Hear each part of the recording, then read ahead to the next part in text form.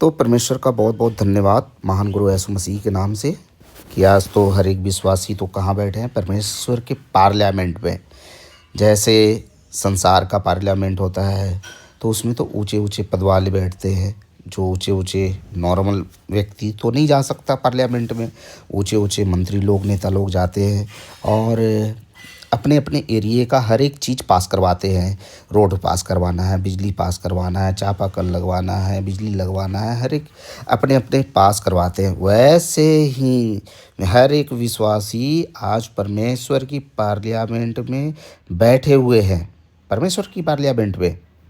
और वहाँ से हर एक विश्वासी परमेश्वर से हर एक चीज़ पास करवा सकता है, क्योंकि वो हमारे पापा हैं। ठीक है ना, वो हमारे लिए तो सब कुछ पास कर रहे हैं, हर एक चीज़ पास कर रहे हैं। बस हम कितना उसमें मन लगा रहे हैं, पूरे प्राण, पूरी बुद्धि, पूरी शक्ति से अगर हम परमेश्वर से प्रेम लगा रहे हैं, पूरे मन से हम परमेश्वर पे मन लगा रहे हैं, तो हम बहुत अनुग्रह में, परमेश्वर के पास बहुत सारा गिफ्ट है जो सिर्फ ऐसे नहीं कि जीव जंतुओं को देना जानते हैं, पेड़ पौधे को देना चाहते हैं। नहीं, वो सारा हम लोगों को ही देना चाहते हैं। परमेश्वर के पास बहुत सारा गिफ्ट है। जैसे, लेकिन मेन है बीज।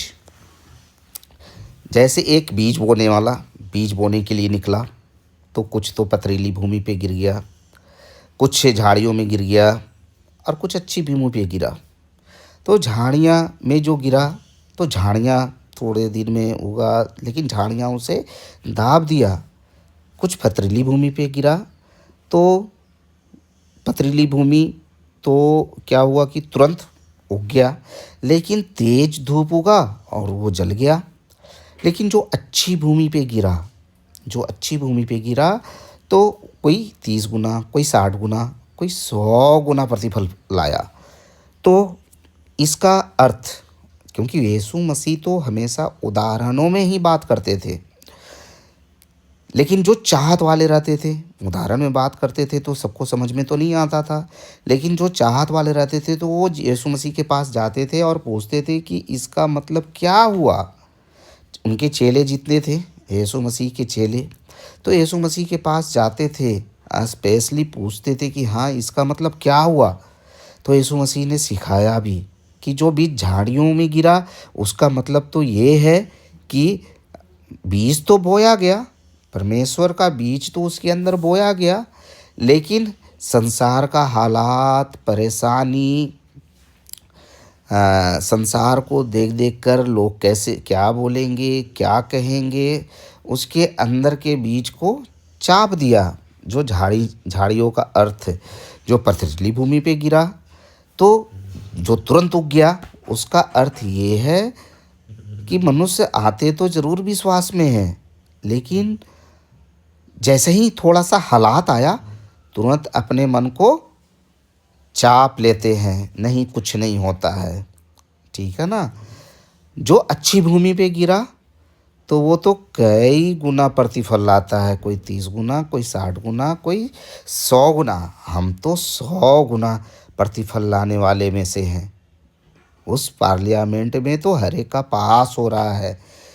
बस हम परमेश्वर की आत्मा के अनुसार चलते रहें, क्योंकि परमेश्वर के पुत्र वही हैं जो परमेश्वर की आत्मा के अनुसार चलते हैं।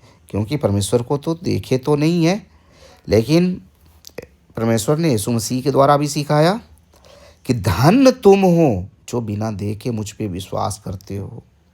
क्योंकि परमेश्वर के पास आने वाले को विश्वास करना चाहिए कि वह है, और वो अपने खोजने वाले को प्रतिफल देते हैं, वो अपने खोजने वाले को। लेकिन संसार का किस चीज़ की खोज में है? रोटी, कपड़ा और मकान। लेकिन जो परमेश्वर के राज और उसकी सच्चाई की खोज में है, तो परमेश्वर जैसे यीशु मसीह के लिए हर एक चीज़ों का अरेंजमेंट करते थे, खाने के लिए, पीने के लिए, रहने के लिए, वैसे ही सेम हमारे लिए भी अरेंजमेंट करेंगे। बस विश्वास के साथ हम चलते जाएं। परमेश्वर हमारी ओर है तो हमारा कोई विरोधी नहीं हो सकता है। जैसे यीशु मसीह का कोई भी विरोधी नहीं था, यीशु मसीह का कोई भी दुश्मन नहीं था, तो हर एक आत्मिक जन का कोई दुश्मन तो नहीं है, हर एक को आशीर्वाद देना है। आशीर्वाद भी कौन दे सकता है? जो आशीर्षित है। तो जो विश्वास करने वाले हैं, हर एक जन आशीर्षित है। हम जितना लोगों को आशीर्वाद देंगे, उतना हम परमेश्वर से आशीर्वाद पाएंगे। हम बहुत सारे आशीषों का कारण ठहरेंगे। परमेश्वर ने बता दिया कि हमें परमेश्वर ने कहाँ रखा। अपनी उदाहरणों में बहुत सारी बातों को बताया कि अभी हम हैं कहाँ। वो मुझे हम लोगों को, आपको अपनी पंखों के आड़ में रखे हुए हैं। हम उसके धाम पे हैं, हम उसके छाए हुए स्थान पे हैं, हम परम प्रधान के छाए हुए स्थान पे हैं। विपत्ति तेरे डेरे के निकट तो नहीं आ सकता है। तेरे दाहिनी ओर 1000, तेरी बाईं ओर 10,000 गिरेंगे, परंतु तेरे निकट तो नहीं आएंगे। ना रोग से हमें डर लगेगा, ना महारोग से डर लगेगा, क्योंकि हमारा रक्षक कौन बन गया अब? यहोवा परमेश्वर। और जिसका रक्षक यहोवा परमेश्वर बन गया, तो वो तो सांपों को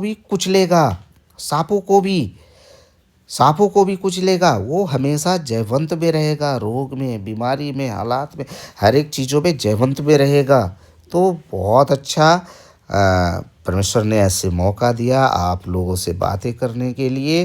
तो धन्यवाद परमेश्वर का यीशु मसीह में।